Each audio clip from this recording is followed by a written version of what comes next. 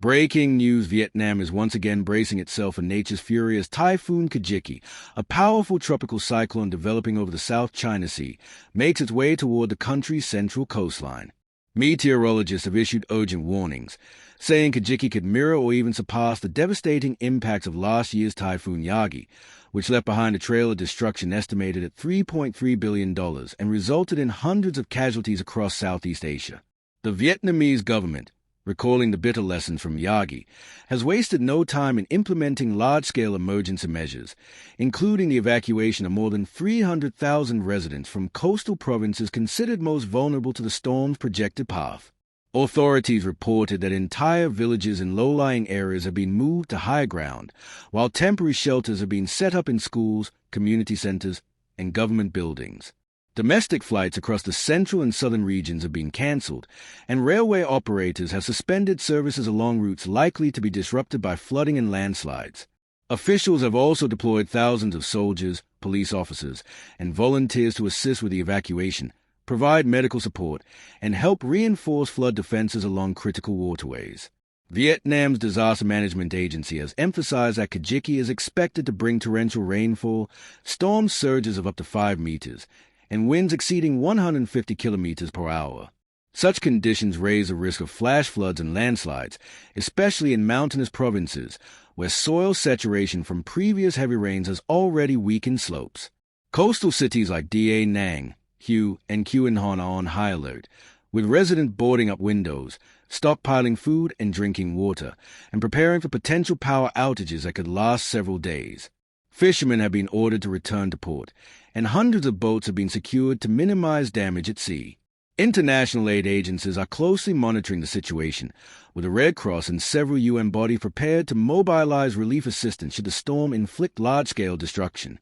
Local media outlets have begun running round-the-clock coverage, broadcasting evacuation instructions and safety tips. Health officials are warning of potential post-storm outbreaks of waterborne diseases, urging citizens to ensure access to clean drinking water and sanitation facilities. Schools and businesses in affected provinces have suspended operations until further notice, while factories and industrial zones have been ordered to shut down temporarily to protect workers.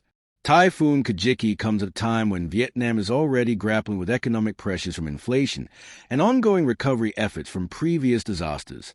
Analysts note that the financial burden of frequent storms underscores the urgency of climate adaptation policies.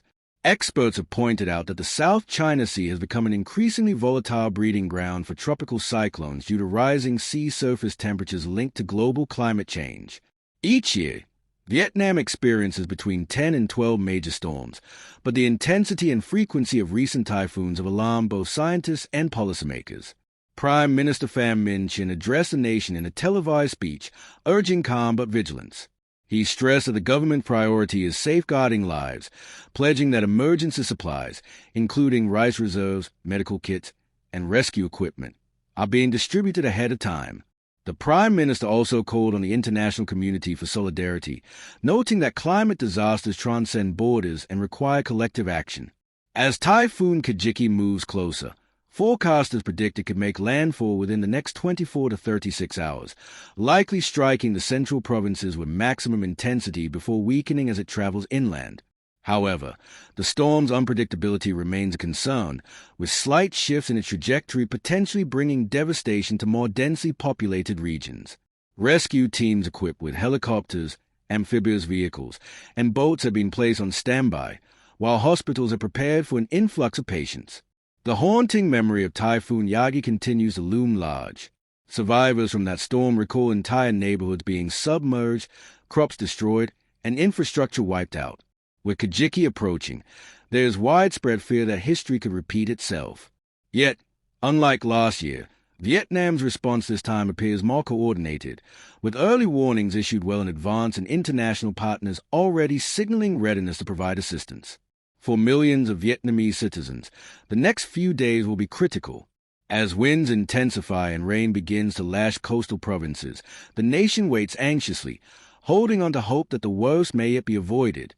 Still, the resilience of the Vietnamese people has been tested many times before, and once again, they prepare to face nature's onslaught together.